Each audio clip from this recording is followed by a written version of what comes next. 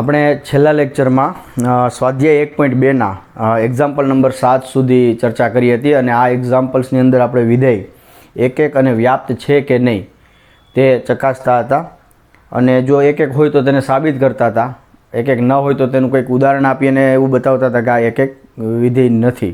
તેવી જ રીતના વ્યાપ્ત માટે ચર્ચા કરતા હતા.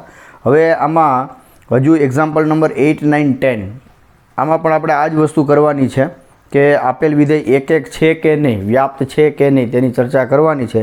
જો એક એક અને વ્યાપ્ત હોય તો સાબિત કરવાનું થાય અને જો એક એક અથવા વ્યાપ્ત ન હોય તો એમના માટે તમારે કોઈક એક ઘટક લઈ અને તમારે બતાવવું પડે કે આને કારણે આ એક એક ને વ્યાપ્ત નથી.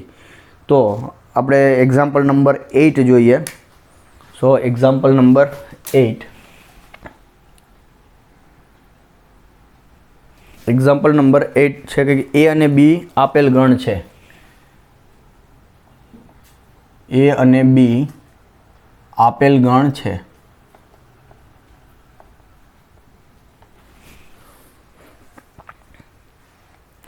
સાબિત કરો કે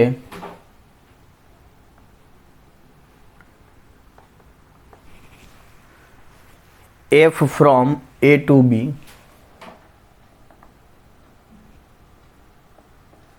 f of વ્યાખ્યાયિત આવી રીતના કહી રહ્યું છે કંઈક f of a સાબિત કરો કે f તમને વિધેય આપ્યું છે a ક્રોસ b થી b cross a f of a comma b બરાબર b કોમા a. આ જે વ્યાખ્યાયિત કરેલું છે દ્વારા વ્યાખ્યાયિત વિધેય દ્વારા વ્યાખ્યાયિત વિધેય એક એક અને વ્યાપ્ત છે.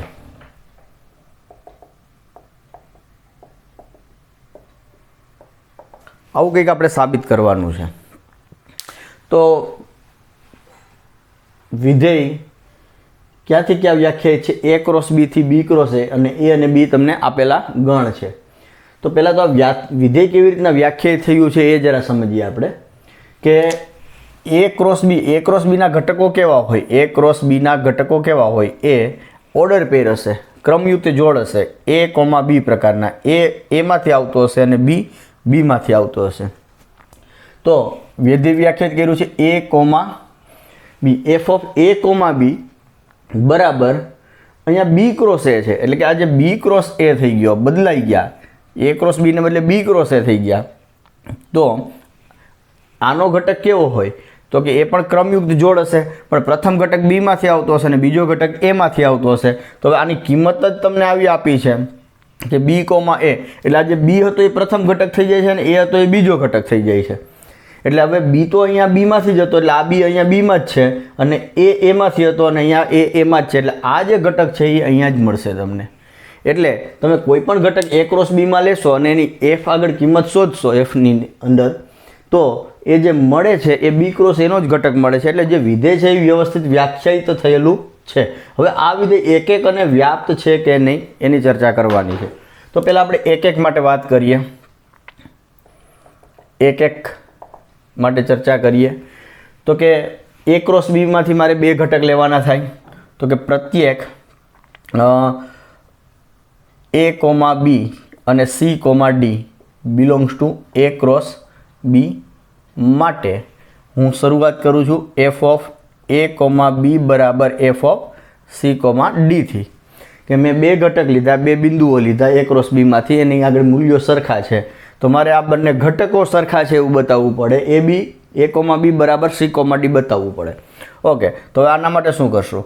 તો આનો મતલબ શું થઈ ગયો? આ થયો b કોમા a અને આ થયું d કોમા c. fની વ્યાખ્યા મુજબ આ ફરી જાય છે. a comma b comma a થઈ જશે અને c comma d comma c થઈ જશે. હવે આ બે ક્રમયુક્ત જોડ સરખી છે એનો મતલબ કે પ્રથમ ઘટક સરખા છે અને બીજા ઘટક સરખા છે, એટલે કે a બરાબર c. તો એનો મતલબ એવો થયો કે આ a કોમા b બરાબર હું શું લખી શકું? પણ એની કિંમત તો c છે અને બીની કિંમત d છે. તો a કોમા b બરાબર c કોમા d. તો આપણે શું સાબિત કર્યું કે કોઈ પણ બે ઘટકો a ક્રોસ બીના કે જે આ વિધેયની કિંમત સરખી હોય તો એ બંને ઘટકો પણ સરખા છે. તેથી એફ એ એક વિધેય છે. હવે વ્યાપ્ત માટે ચર્ચા કરીએ. તો વ્યાપ્ત માટે શું થશે? Late us C. તો વ્યાપ્ત માટે મારે અહીંથી કોઈ ઘટક લેવાનો થાય બી ક્રોસ એમાંથી, અને મારે અહીંયા એ ક્રોસ બીમાં એવો ઘટક શોધવાનો કે જેની કિંમત મને લીધેલો ઘટક મળે. તો x comma y belongs to b cross a. B cross a એટલે કે અહીંયા સહપ્રદેશ છે વિધેયનો, બી ક્રોસ એ લેતા. તો એનો મતલબ એવો થયો કે આ એક્સ ક્યાં હશે? બીમાં, અને વાય ક્યાં હશે? એમાં, કારણ કે એક્સ વાય બી ક્રોસ એમાં છે. તેથી એનો મતલબ એવો થયો કે આ વાય કોમા એક્સ એ કેનો ઘટક થયો?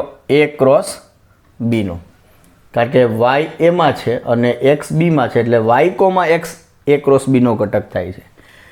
તથા હું જો આ ઘટક વાય કોમા એક્સની કિંમત શોધું તો એ મને મળશે, આ બદલાઈ જશે, એટલે કે એક્સ કોમા વાય.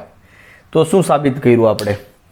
કે મેં કોઈ એક ઘટક લીધો, કોઈ પણ એક વ્યાપક રીતે x comma y b cross એમાંથી લીધો, તો મેં એ ક્રોસ બીમાંથી એક બીજો ઘટક શોધ્યો કે જેની કિંમત મેં લીધેલો ઘટક હતું એ મળ્યું. તેથી એફ એ વ્યાપ્ત વિધેય છે. તો આમ આપેલ વિધેય એફ એક અને વ્યાપ્ત વિધેય થયું. તો આમ આપેલ વિધેય એ એક અને વ્યાપ્ત છે. અને આમ તમે જુઓ વિધેયની વ્યાખ્યા એકદમ જ સરળ છે. એ ક્રોસ બીમાંથી એક ઘટક લઉં છું તો એફની ઇફેક્ટ શું છે? તો કે એ એના સ્થાન બદલી નાખે છે. પ્રથમ એ કોમા બી, તો પ્રથમ કોર્ડિનેટ છે એ, અને બી તો એના સ્થાન ફેરવી નાખે, એ બીના બી એ થઈ જાય છે. તો કોઈ પણ એક ઘટક લઈશ તો એના સ્થાન ફેરવું તો એ મને એકને સંગત એક જ મળે. આ જે સ્થાન ફેરવવાની પ્રક્રિયા છે એને કારણે બે ઘટકો નવા નથી આપતા. એક ઘટક બે અલગ અલગ ઘટકના સ્થાન ફેરવીશ તો મને અલગ અલગ ઘટકો જ મળવાના છે. અને સામેથી કોઈક એક ઘટક લઉં છું તો અહીંથી મારે ઘટક જોઈએ છે કે જેનું પ્રતિબિંબ આ હોય, તો શું કરવાનું? અહીંથી જે ઘટક લઉં છું એના સ્થાન ફેરવી અને જે મળે એનું પ્રતિબિંબ શોધો, એટલે તમને આ જ મળશે. તો આમાં એકદમ વ્યાખ્યા જોવા જાવ તો એકદમ સમજી શકાય એવી અને સરળ હતી. તો નેક્સ્ટ એક્ઝામ્પલ જોઈએ.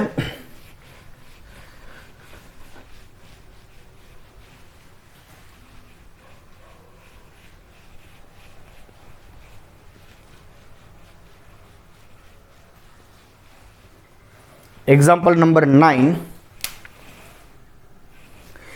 એમાં કહે છે ધારો કે એફ એન થી એન, ધારો કે એફ તમને આપ્યું છે એન થી એન, એફ એક્સ બરાબર એફ ઓફ એન બરાબર એન પ્લસ 1/2. હું અહીંયા લખું છું એફ ઓફ એન બરાબર એન પ્લસ 1/2 જો એન અયુગ્મ હોય તો, અને n/2 જો n યુગ્મ હોય તો. એટલે બે ભાગમાં વ્યાખ્યાયિત કરેલી છે પ્રત્યેક n બિલોંગ્સ ટુ n માટે. તો દ્વારા વ્યાખ્યાયિત વિધેય આપેલ છે, દ્વારા વ્યાખ્યાયિત વિધેય આપેલ છે. વિધેય f એક છે કે નહીં તથા વ્યાપ્ત છે કે નહીં તે નિશ્ચિત કરો. તમારા જવાબનું સમર્થન આપો. તો અહીં ફરી પાછું આપણે આ વિધેય એક અને વ્યાપ્ત છે કે નહીં તેની ચર્ચા કરવાની છે. તો હું આ રકમ હવે પૂરી લખતો નથી, અહીંયા એ જ કરવાનું છે કે આપેલ વિધેય એ એક અને વ્યાપ્ત છે કે નહીં તેની ચર્ચા કરવાની છે. ચલો લખી જ નાખું છું. આપેલ છે તો વિધેય f એક અને વ્યાપ્ત વિધેય છે કે નહીં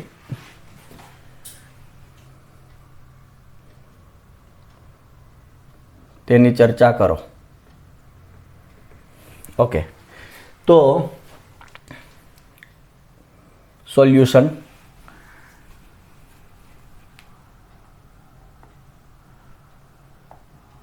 અહીં એફ એનથી એન આ મુજબ આપ્યું છે, રાઈટ? ફાઇન. તો હવે મારે આ વિધેયને એક એક છે કે નહીં એની જરા ચર્ચા કરવી છે. તો જરા આ વિધેયની વ્યાખ્યા સમજીએ કે હું એન કોઈ એનમાંથી લઉં છું તો એન અયુગ્મ અથવા યુગ્મ હોઈ શકે. અયુગ્મ હોય તો મારે આ વ્યાખ્યા વાપરવાની થાય છે n+1/2 અને યુગ્મ હોય તો આ વ્યાખ્યા. તો ચલો જરા આપણે કિંમતો શોધીએ. તો 1 બિલોંગ્સ ટુ n માટે f(1) શું થશે? Late us C. તો 1 શું છે? અયુગ્મ. અયુગ્મ એટલે આ વ્યાખ્યા વાપરવાની થાય. એટલે શું થશે? 1 + 1/2 એટલે કે 2/2 એટલે કે 1. અને 2 બિલોંગ્સ ટુ n માટે શું થશે? તો કે f(2). તો 2 તો યુગ્મ છે. યુગ્મ છે એટલે આ વ્યાખ્યા એટલે 2/2 એટલે કે 1. તો અહીંયા શું થયું કે બે અલગ અલગ ઘટકો હતા 1 અને 2 પણ એમની કિંમતો સરખી મળે છે. સો તેથી 1,2 બિલોંગ્સ ટુ n માટે શું થયું? તો કે f(1) બરાબર f(2) પરંતુ 1 ઇઝ નોટ ઇક્વલ ટુ 2. તો જો વિધેય એક એક હોય તો શું થવું જોઈએ કે જે જો કિંમતો સરખી તો એના પૂર્વ પ્રતિબિંબ પણ સરખા મળવા જોઈએ, પણ અહીંયા એવું થતું નથી. બે અલગ અલગ બિંદુઓની કિંમત મને સમાન મળે છે. તેથી f એ એક એક વિધેય નથી. તો આમ શું થયું? f એ એક એક વિધેય નથી. હવે વ્યાપ્ત માટેની ચર્ચા કરીએ. તો વ્યાપ્ત માટે શું થશે? તો એમના પહેલાં આપણે જરા જોઈએ કે આ શું થાય છે, આમાં કિંમતો કેવી કેવી મળે છે. તો કે 1 આગળ કેટલી કિંમત મળશે? તો કે 1 આગળ કિંમત મળશે 1 આગળ મળે છે આપણને 1. 2 આગળ પણ મળે છે 1. 3 આગળ કેટલી મળશે? તો કે અયુગ્મ. અયુગ્મ એટલે ઉપરનો ભાગ. 3 + 1 4/2. 4/2 એટલે 2. 4 આગળ તો કે યુગ્મ 4/2 એટલે 2. 5 આગળ 5 + 1 6. 6/2 3. 6 આગળ 6/2 એટલે કે 3. 7 પાસે 4 મળશે. 8 પાસે 4 મળશે વગેરે વગેરે વગેરે એમ. તો જુઓ બબેની જોડ મળી. બબેની જોડ પાસે તમને સમાન કિંમતો મળે છે. એનો મતલબ એવો થયો જુઓ કે એનમાંથી હું કોઈ પણ એક ઘટક પસંદ કરીશ તો એના માટે મને એમના બે પૂર્વ પ્રતિબિંબ મળે છે. અને દરેક ઘટકનું 1નું પૂર્વ પ્રતિબિંબ 1 અને 2, 2ના પૂર્વ પ્રતિબિંબ 3 અને 4, 3નું પ્રતિબિંબ 5, 6. તો એવી રીતના જો હું કોઈ પણ ઘટક પસંદ કરું અહીંથી, રાઈટ, તો એમનું મને પૂર્વ પ્રતિબિંબ મળે જ છે. બરાબર. જો 4 છે તો એનું પૂર્વ પ્રતિબિંબ કેવી રીતના હું શોધી શકું? તો કે 4ને 2 વડે ગુણી નાખો. 8/2 કરો એટલે 4. કોઈ પણ ઘટક લઈ લો, એને 2 વડે ગુણી અને એને 2 વડે ગુણો અને જે ઘટક મળશે એમનું પૂર્વ પ્રતિબિંબ દેખાય જ છે. તો આને કેવી રીતના આપણે મતલબ કે આ વ્યાપ્ત વિધેય થઈ જાય છે. તો વ્યાપ્ત માટેની ચર્ચા કરીએ આપણે. આ વ્યાપ્ત, તો વ્યાપ્ત માટે શું કરવું પડશે? મારે અહીંયા n માંથી કોઈ ઘટક પસંદ કરવો પડશે. તો k belongs to n. k belongs to n. n એટલે કે આ કયો છે? સહપ્રદેશનો n છે. હું જનરલી જ્યારે પ્રદેશ અને સહપ્રદેશ સમાન હોય ત્યારે આપણે જે ઘટક લઈએ ત્યારે જરા સ્પષ્ટ કરીએ કે આ ઘટક જે ગણમાંથી લઉં છું એ ગણ ખરેખર શું બતાવે છે, પ્રદેશ કે સહપ્રદેશ. તો k બિલોંગ્સ ટુ n લેતા તમે પસંદ કરો n બરાબર 2k. આ જે k છે એને 2 વડે ગુણી નાખો. હવે k યુગ્મ પણ હોઈ શકે અને અયુગ્મ પણ હોય, અને હું 2 વડે ગુણીશ એટલે હંમેશા એ યુગ્મ થઈ જશે. અને k n માં હોય તો 2k ક્યાં આવશે? n. તો આ n કયો છે? આપણો પ્રદેશવાળો n છે. પ્રદેશ મળે કે જેથી શું થશે કે હું જો આ f ઓફ n શોધવા જાઉં એટલે કે આ શું થશે? n/2 થશે. કારણ કે ચલો હજી એક સ્ટેપ લખી નાખીએ આપણે. f of 2k. 2k એ તો હંમેશા યુગ્મ જ હશે એટલે કે 2k/2 એટલે કે આ મને શું મળ્યું? k. તો આપેલા કોઈ પણ k બિલોંગ્સ ટુ n સહપ્રદેશમાં તે મને પ્રદેશમાંથી એક એવો ઘટક n મળ્યો કે f ઓફ n મને લીધેલો ઘટક પાછો મળે છે. તો એનો મતલબ શું થયો? સો લેટ અસ સી. તો એમનો મતલબ એવો થયો, તેથી f એ વ્યાપ્ત વિધેય છે. તો આમ આપેલ વિધેય f એ એક વિધેય નથી પરંતુ વ્યાપ્ત વિધેય છે. તો આપેલ વિધેય એ એક નથી પરંતુ વ્યાપ્ત વિધેય છે. તો આ હતો આપણો example number 9. Now let us move for example number 10.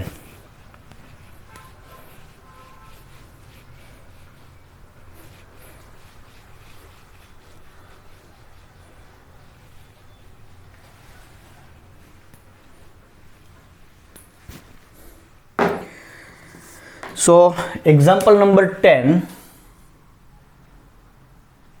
એમાં કહે છે કે a બરાબર છે તમારી આગળ r-3 અને b બરાબર છે r-1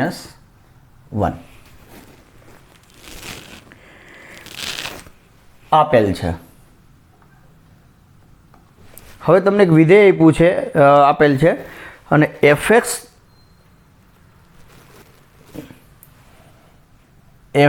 બરાબર x -2 ડિવાઈડ બાય x -3 વિધેય દ્વારા વ્યાખ્યાયિત વિધેય f from a to b નો વિચાર કરો.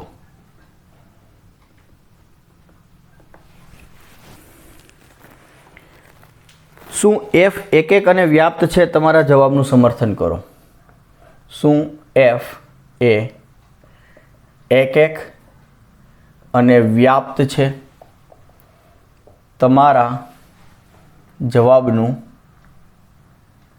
સમર્થન કરો. અચ્છા, તો ફરીથી અહીંયા આપણે વિધેય એક છે કે નહીં, વ્યાપ્ત છે કે નહીં તેની ચર્ચા કરવાની થાય છે.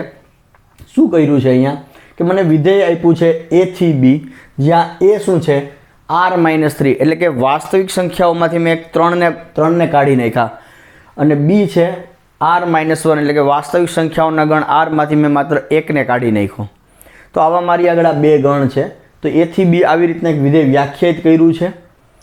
તો મારે આ જરા વિધેયને જરા સમજીએ. તો આ f ક્યાંથી ક્યાંનું થયું? તો કે r-3 થી r-1 નું, અને fx ની વ્યાખ્યા થઈ તમારી x-2 ટુ x-3. સી અહીંયા f તમને a થી b આપ્યું છે, મેં જસ્ટ ખાલી a અને b ની કિંમતો જ મૂકી છે. a બરાબર છે r-3 અને b બરાબર છે r-1. અચ્છા, તો પહેલાં સમજીએ કે આ વિધેય બરાબર વ્યાખ્યાયિત થયેલું છે કે નહીં. તો કે હું આમાંથી કોઈ પણ ઘટક લઉં r-3 માંથી, x બિલોંગ્સ ટુ હું r-3 લઉં તો એનો મતલબ એવો થયો કે x એ 3 નથી. અચ્છા, તો હવે હું આ સંખ્યાને શોધવાનો પ્રયત્ન કરું તો જો આ મારે શોધવું હોય તો આને તકલીફ ક્યાં પડે? જ્યારે છેદ 0 થાય ત્યારે. છેદ આમાં x-3 છે. હવે x-3 0 ક્યારે થાય? જો x બરાબર 3 હોય તો. પણ હવે મારે x બરાબર 3 તો લેવાના નથી, કારણ કે x ક્યાંથી આવશે? r-3 માંથી. તો x ક્યારેય 3 હશે નહીં. એનો મતલબ એવો થયો કે આ જે પદ આપ્યું છે x-2 બાય x-3, એ પદની કિંમતો શોધવામાં કોઈ જ પ્રોબ્લેમ પડશે નહીં આપણને, કારણ કે મારે x બરાબર 3 તો લેવાના જ નથી. ઓકે, એનો મતલબ એવો થઈ ગયો કે હવે આ જે પણ કંઈ સંખ્યા હશે એ હવે શું હશે? એ r-1 માં મળવો જોઈએ. આ જે સંખ્યા છે એ મને r-1 માં મળવી જોઈએ. અચ્છા, r-1 માં મળવી જોઈએ એનો મતલબ શું થઈ ગયો? આ x-2 બાય x-3 ની આ જે છે એ 1 ના હોવી જોઈએ. એ 1 હોવી જોઈએ નહીં. જો એ 1 હોય તો શું થાય? Late us C. ધારો કે આ 1 છે તો એનો મતલબ કે x-2 બરાબર x-3 થઈ ગયા. હવે x કેન્સલ થયા એટલે -2 બરાબર -3, એનો મતલબ કે 2 બરાબર 3, જે શક્ય નથી. આ કંઈક કોન્ટ્રાડિક્શન મળે છે તમને. તો એનો મતલબ એવો થયો કે આ જે કિંમત છે એ ક્યારેય 1 નહીં હોય. એનો મતલબ કે fx ની કિંમત 1 નહીં હોય. એનો મતલબ કે fx r-1 માં છે. એટલે હું જો કોઈ પણ ઘટક અહીંથી લઉં, આ પ્રમાણે કિંમત શોધું તો એ જે મને આમાં જ મળશે. એટલે વિધેય વ્યવસ્થિત વ્યાખ્યાયિત થયેલું છે. આ એક પ્રોસેસ છે કે જનરલી તમને ક્યારેક કોઈ વિધેય આપે તો તમારે આ વસ્તુ ક્વિકલી જરા ચેક કરવી જોઈએ. અચ્છા, તો હવે આપણે સીધા આના સોલ્યુશન પર જઈએ. તો આ વિધેય મારે એક અને વ્યાપ્ત છે કે નહીં તેની ચર્ચા કરવાની છે. તો હું અહીંયા સોલ્યુશન હવે આપણે વ્યવસ્થિત લખી દઈએ. તો સોલ્યુશન અહીં f ક્યાંથી ક્યાં આપ્યું છે તો કે r-3 ટુ r-1 અને fxની વ્યાખ્યા છે x-2 divide by x-3. Yes, let me check. Yes, it is x-2 by x-3. તો હવે હું આને એક એક માટેની વાત કરીએ. એક એક માટે તો કે પ્રત્યેક x, y belongs to r-3 માટે fx બરાબર fy. તો એનો મતલબ થશે x-2 ડિવાઇડ બાય x-3 બરાબર y-2 ડિવાઇડ બાય y-3. તો હવે આનો ક્રોસ ગુણાકાર કરીએ તો થશે x into y -2y is equal -2y -3x plus 6. This is equal to xy -2x -3y plus 6. તો જોઈ શકાય અહીંયા xy કેન્સલ, +6 કેન્સલ. તો મારી આગળ છે -2y -2x. તો હું -2y અને -3y. તો આ -2y -3y ને આ બાજુ લઈ આવો એટલે આ બાજુ +y રહ્યા અને -3x ને સામેની બાજુ લઈ જાઓ એટલે +3x -2x એટલે x, એટલે કે x બરાબર y. તો શું સાબિત થયું કે fx બરાબર fy ઇમ્પ્લાઇઝ x બરાબર y. તેથી f એ એક વિધેય છે. હવે મારે જોવાનું છે વ્યાપ્ત માટે. સો લેટ અસ સી વ્યાપ્ત. તો એક તો સરળ હતું, fx બરાબર fy લો અને કિંમત મૂકો, ચોકડી ગુણાકાર કરો અને સાદું રૂપ આપો એટલે x બરાબર y ઇઝીલી મળી ગયા. એટલે આ એક થઈ ગયું. હવે વ્યાપ્ત માટે વાત કરીએ. વ્યાપ્ત તો જો આ એક ખાસ સરસ એક્ઝામ્પલ આવ્યો છે કે વ્યાપ્ત માટે આપણે કેવી રીતના બતાવીએ છીએ કે આ વ્યાપ્ત છે કે નહીં. અત્યારે આપણને ખબર નથી આ વ્યાપ્ત છે કે નહીં, પણ લેટ અસ સી. તો y બિલોંગ્સ ટુ, મારે શું કરવું પડશે? સહપ્રદેશમાંથી એક ઘટક લેવાનો. તો y બિલોંગ્સ ટુ r-1 લેતા. હવે મારે શું કરવાનું થશે કે મારે હવે કંઈક એવી પ્રોસેસ કરવાની છે. અહીંયા કંઈક મારે એવી કંઈક પ્રોસેસ કરવાની થશે. પ્રોસેસ અથવા મારે એને કંઈક આર્ગ્યુમેન્ટ આપવાની છે અને મારે કંઈક એવું કરીશું કે હું x બિલોંગ્સ ટુ r-3 એવો શોધવાનો છે. આપણે શોધો કે જેથી શું થાય, fx બરાબર y મળે. જો આવું કરી દીધું મેં, આવું થઈ ગયું, એનો મતલબ એવો થઈ ગયો કે આ વિધેય વ્યાપ્ત વિધેય છે. તો મેં y r-1 માંથી લીધા છે અને મારે હવે x એવા શોધવાના થશે કે જે r-3 માં હોય. એટલે કે એવી વાસ્તવિક સંખ્યા x શોધવાની કે જે 3 ના હોય. એટલું જ નહીં પણ એની કિંમત હું x આગળ શોધું તો મને આ y મળે. તો જોઈએ આ કેવી રીતના કરી શકીએ આપણે. Late us C. અચ્છા, હવે મને ખબર નથી કે પહેલાં તો આ x મળશે કે નહીં, અને મળશે તો શું છે એ આપણને અત્યારે કંઈ જ ખબર નથી. તો આપણે એક આ રફ વર્ક કરીએ છીએ. હવે હું જે કામ કરું છું એ રફ વર્ક છે, અહીંયા બતાવવાનું નહીં થાય. તો માની લો કે મને કોઈક એવો x મળે છે. ધારો કે x મળે છે કે જેથી ધારો કે x મળે છે અને કેવો છે તો કે fx બરાબર શું થાય, y થાય. તો એનો મતલબ fx શું છે મારી આગળ, x-2 છેદમાં x-3. આના બરાબર y થવું જોઈએ. તો આ x મારે જોઈએ છે. અહીંયા સૂત્રનો કરતા અત્યારે y છે. હવે આમાં x ને સૂત્રનો કરતા બનાવો એટલે શું થશે? આ x-2 બરાબર xy-3y. તેથી મારે સૂત્રનો કરતા x ને બનાવવું છે. તો આ પદને હું આ બાજુ લાવું છું. તો x ગુણ્યા આ બાજુ આવશે એટલે અહીંયા સામાન્ય લઉં તો 1 - y બરાબર 2 સામેની બાજુ જાય છે એટલે 2 - 3y. હવે x ને સૂત્રનો કરતા બનાવો તો 2 - 3y છેદમાં 1 - y. તો આ 1 - y ને છેદમાં લઈ જવા પડ્યા. હવે છેદમાં લઈ જાઓ તો એ છેદ 0 ના હોવો જોઈએ. એનો મતલબ એવો થયો કે આ y 1 હોવો જોઈએ નહીં. તો હું લઈ જઈ શકું ને. જો y 1 હોય તો 0 થઈ જાય. અચ્છા, તો y 1 ના હોવો જોઈએ. તો એ આપણી આગળ છે. જુઓ, y r-1 માંથી છે. એનો મતલબ કે y 1 માં y બરાબર 1 નથી. તો ઓકે, તો આટલું તો આપણને બરાબર યોગ્ય ટ્રેક ઉપર જઈએ છીએ આપણે, કારણ કે વાય 1 નથી તો હું આની ચર્ચા કરી શકું. અચ્છા, તો એનો મતલબ એવો થયો કે જો મને વાય આપેલો હોય તો આ વાયનો હું વિચાર કરું તો આ જે વાયનો ઉપયોગ કરીને 2 - 3y એટલે કે વાયને હું -3 થી મલ્ટીપ્લાય કરી એમાં 2 ઉમેરી અને ડિવાઈડ બાય 1 - y કરું તો આ કોઈક મને વાસ્તવિક સંખ્યા મળશે. આરનો ઘટક થયો. અચ્છા, હવે આ આરનો ઘટક થયો, પણ મારે આ જે ઘટક છે આ ઘટક, હવે હું આને હું એક્સ કહી દઈશ.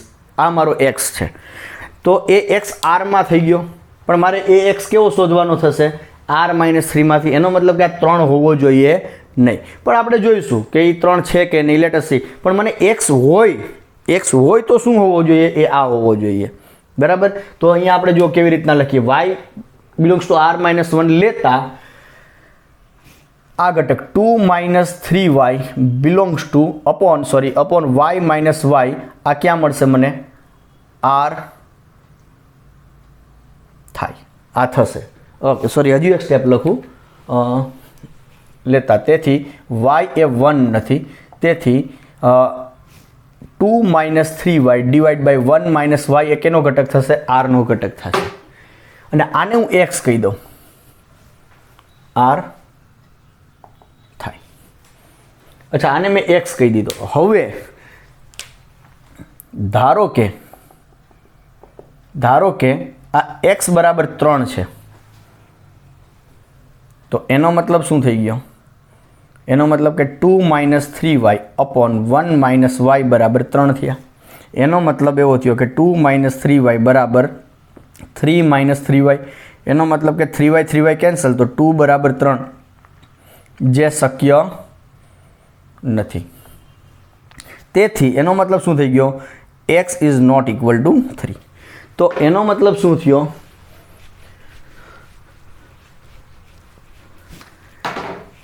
તેથી એનો મતલબ એવો થયો કે આ x છે એ આરમાં છે, પણ x એ 3 નથી. તેથી x બિલોંગ્સ ટુ r - 3 છે.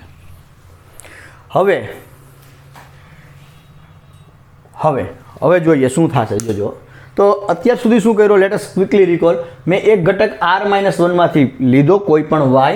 હવે આ y નો ઉપયોગ કરીને મેં x બનાવ્યા અને એ x r - 3 માં છે એવું મેં સાબિત કર્યું. હવે હું શું કરીશ? હવે હું fx શોધીશ. જો fx મને પાછા y મળી ગયા, દેન વી આર ડન. તો હવે f ઓફ x શોધીએ. તો f ઓફ x એટલે શું થશે? તો કે x - 2 બાય x - 3. પણ આ x શું છે આપણા? x ની કિંમત શું છે આપણા માટે? 2 - 3y બાય 1 - y. x બરાબર શું છે આપણે? 2 - 3y by 1 - y -2 upon 2 - 3y by 1 - y -3. Just મેં x ની કિંમત મૂકી. તો અહીંયા લસાલો જોઈએ તો 2 - 3y minus 2 plus 2y divide by 2 - 3y -3 plus 3y 1 - y લસામાં કેન્સલ થઈ ગયા. તો હવે આપણે શું વધ્યું? 2 કેન્સલ, -3y પ્લસ 2y એટલે -y, અને -3y પ્લસ 3y કેન્સલ, 2 - 3 એટલે -1, - કેન્સલ એટલે y. તો શું થયું? fx બરાબર y. તો શું થયું? મેં y r - 1 માંથી લીધો, મેં કોઈક રીતે આ પ્રક્રિયા કરીને x r - 3 માં મેળવો કે જેથી fx બરાબર y. તેથી f એ વ્યાપ્ત વિધેય છે. તો આમ આપેલ વિધેય f એ એકક અને વ્યાપ્ત વિધેય છે. તો આ એક ખૂબ જ સરસ એક્ઝામ્પલ હતો કે જેમાં આપણે એક એક તો ઇઝીલી મળી ગયું, પણ વાય વ્યાપ્ત બતાવવા માટે તમે વાયથી શરૂઆત કરો છો સહપ્રદેશમાં લઈ, અને એક્સ કેવી રીતે શોધવો એનું આપણે એક રફ વર્ક કર્યું, અને રફ વર્કમાં જે તમને કંઈક પદ મળ્યું હતું એ પદનો ઉપયોગ કર્યો, અને એ પદ પાછું આમાં r-3 એટલે કે પ્રદેશમાં છે એ બતાવવા માટે પણ આપણે કંઈક થોડીક એક્સરસાઇઝ કરી અને fx બરાબર y બતાવ્યું. તો આ મુજબ તમે વ્યાપ્ત માટેની આર્ગ્યુમેન્ટ આપી શકો.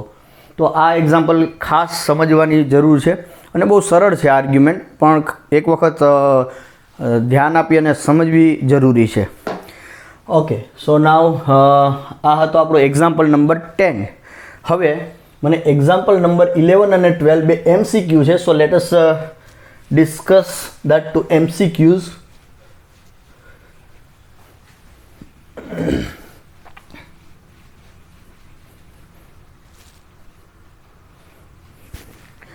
અગિયારમો એક્ઝામ્પલ છે f from r to r fx બરાબર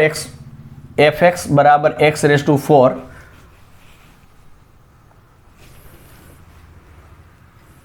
દ્વારા વ્યાખ્યાયિત વિધેય છે. હું લખતો નથી, દ્વારા વ્યાખ્યાયિત વિધેય છે, અને વિધેય છે. ચલો, વિધેય છે, અને ઓપ્શન્સ આપ્યા છે A, B, C અને D. અને એમાં કહે છે કે f એક અને વ્યાપ્ત છે, f એક અને વ્યાપ્ત છે. પછી બીમાં કીધું છે એણે એક અને વ્યાપ્ત, એક અને વ્યાપ્ત છે, અનેક એક અને વ્યાપ્ત છે, અનેક એક અને વ્યાપ્ત છે. ઓપ્શન સીમાં કહે છે f એક છે પરંતુ વ્યાપ્ત નથી, એક છે પરંતુ વ્યાપ્ત નથી. અને f ડીમાં કહે છે f અનેક એક પણ નથી અને વ્યાપ્ત પણ નથી. અચ્છા, બહુ સિમ્પલ એક્ઝામ્પલ છે MCQ.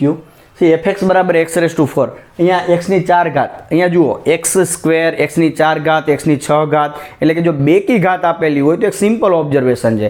તમે કોઈ પણ ધન સંખ્યા લેશો એની બેકી ઘાત, અને એની જ તમે ઋણ, દાખલા કે 2, તો 2નો વિરોધી સંખ્યા -2, તો એની 4 ઘાત સરખું જ થાય. 2ની 4 ઘાત અને -2ની 4 ઘાત આ બંને સરખી જ થવાની ને. 1ની 4 પાવર અને -1નો 4 પાવર સરખો જ થવાનો. મતલબ કે કોઈ પણ સંખ્યા લો તમે, એક્સને બદલે ચલો હું એ વાપરું, એની 4 ઘાત લો કે એની 4 ઘાત લો, આ સરખી જ થવાની. અને 4 પણ મહત્વનું નથી, કોઈ પણ બેકી ઘાત લેશો તો સરખું થશે. તો તમે આરમાંથી કોઈ પણ ઘટક પસંદ કરો તો એનો જ વિરોધી લો તો બે સંખ્યા અલગ અલગ થઈ ગઈ, પણ એની fx કિંમત એટલે કે 4 ઘાત કરતાં સરખું જ મળશે. એનો મતલબ કે આ બે અલગ અલગ ઘટકોની કિંમત સરખી મળે, એટલે આ અનેક એક થયું, એક નથી. તો અહીંયા એક અને વ્યાપ્ત, તો કે આ ઓપ્શન તો નીકળી ગયો, એક તો નથી જ.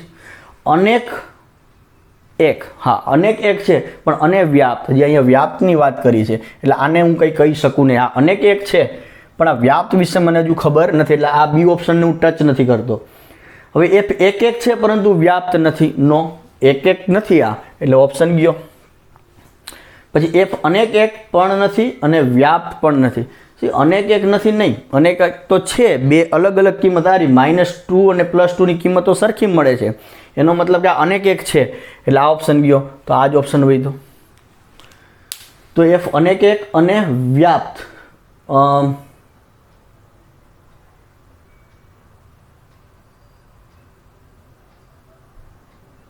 સોરી આ વ્યાપ્ત પણ ન થવું જોઈએ. એક છે પર સી ઓપ્શનમાં શું છે, એક છે પરંતુ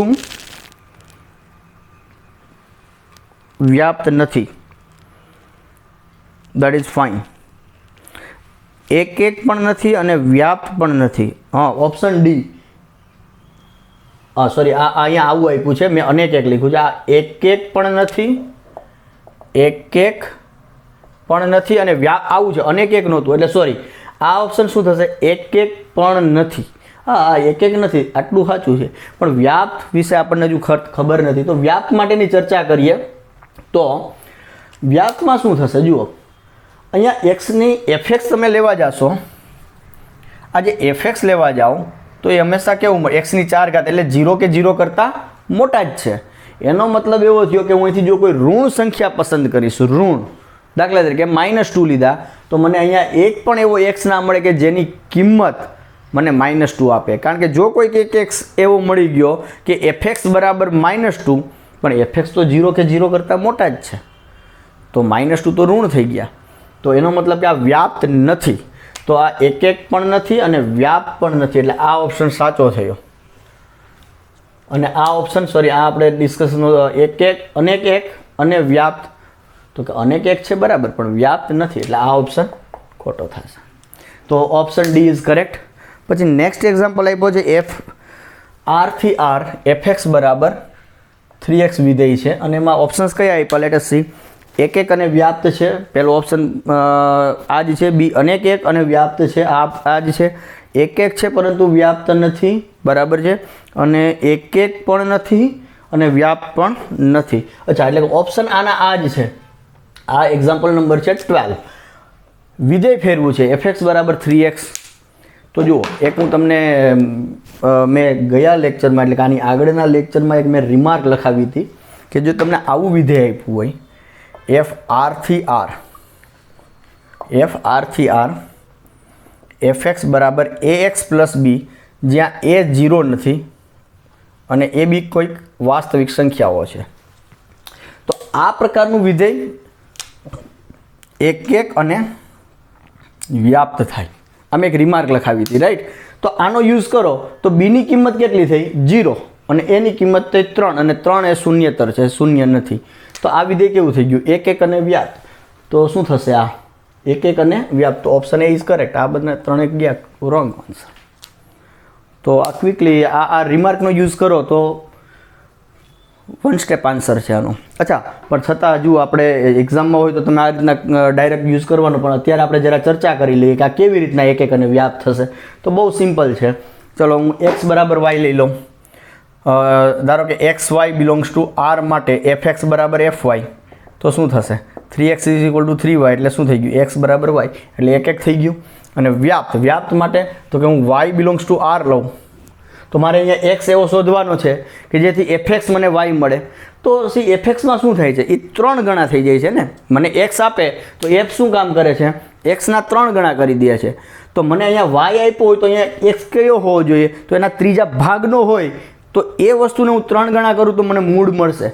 તો y બિલોંગ્સ ટુ આર, તો એનો મતલબ કે હું જો y/3 લઉં તો એ પણ મને આરમાં જ મળશે, અને આને હું x કહી દઉં તો આ આર આપણો કયો હતો, સહપ્રદેશ હતો, અને આ આર કયો લઉં છું, પ્રદેશ લઉં છું, તો મને શું મળશે fx બરાબર f ઓફ y/3, પણ એટલે કે 3 × y/3 વ્યાખ્યા પ્રમાણે. તો આ શું મળ્યું મને y, એટલે f શું થઈ ગયું તમારું વ્યાપ્ત. તો આમ f એ તમારું એક અને વ્યાપ્ત વિધેય છે, એટલે કે f એક અને વ્યાપ્ત. તો આપણે આજે અત્યારે સ્વાધ્યાય 1.2 પૂરું થાય છે. હવે એમની આગળ તમને ઉદાહરણ નંબર 7, 8, 9, 10, 11, 12, 13, 14 એટલે કે 7 થી ઉદાહરણ 7 થી 14 તમને આપેલા છે. તો આ ઉદાહરણો તમારે જાતે કરવાના છે અને એકદમ સરળ છે અને આ તમે કરી શકશો, બરાબર. તો એમાં લખાણ કેવી રીતે લખવું તો એ આપણે આગળના જે એક્ઝામ્પલ્સ કર્યા સ્વાધ્યાય 1.2માં એ મુજબ જ લખી શકો. ઉદાહરણને સમજાવવા માટે આમાં અમુક વધારાની એમણે આ શબ્દો વાપરેલા હોય અને વર્ણન કરેલું હોય, પણ એ આપણે વર્ણન લખવાની જરૂર નથી જ્યારે એક્ઝામમાં પૂછાય ત્યારે, અથવા તો એક્ઝામ્પલનું સોલ્યુશન એક્ઝામમાં લખતા હોય ત્યારે. તો એ તમારે ઉદાહરણ નંબર 7 થી 14 એ જાતે કરવાના છે. અને કદાચ નેક્સ્ટ લેક્ચરમાં મને કોઈ એવું લાગશે ઉદાહરણ તો એની હું અહીંયા ક્વિકલી ચર્ચા કરીશ, પરંતુ એ તમારે જાતે કરી લેવાના છે. તો હવે નેક્સ્ટ ટાઈમ આપણે વિધેયનું સંયોજન FOG અને GOFની ચર્ચા કરશું. અને એમની પહેલાં મને એક લાગે છે કે JEE માટે અમુક પ્રોબ્લેમ સોલ્વ કરવા માટે કે ભાઈ અત્યારે આપણે જે જોયું કે વિધેય એક અને વ્યાપ્ત છે કે નહીં, એ વ્યાખ્યાનો ઉપયોગ કરીને તમે બતાવ્યું, સાબિત કરતા હતા, અથવા નહોતું તો નથી એવું બતાવતા હતા. પણ ઘણી વખત તમને જો વિધેયનો આલેખ ખબર હોય તો આલેખ જોઈને પણ તમે કહી શકો કે આ વિધેય એક છે કે નહીં, વ્યાપ્ત છે કે નહીં. તો એ આલેખ ઉપરથી કેવી રીતના નક્કી કરી શકાય, તો એની ચર્ચા કરશું, જે તમારે અત્યારે બુકમાં અત્યારે આપેલું નથી એ, પણ આપણે એ મુદ્દાની એક વધારાની ચર્ચા કરવી છે કે જેનો ઉપયોગ JEEમાં મેઇન અને એડવાન્સ બંનેમાં બહુ સારી રીતના એનો પ્રોબ્લેમ સોલ્વિંગ માટે થાય છે. તો એની એક મુદ્દાની ચર્ચા કરશું અને પછી આપણે વિધેયના સંયોજનની ચર્ચા કરશું. So thank you. V stop this lecture here. Thank you.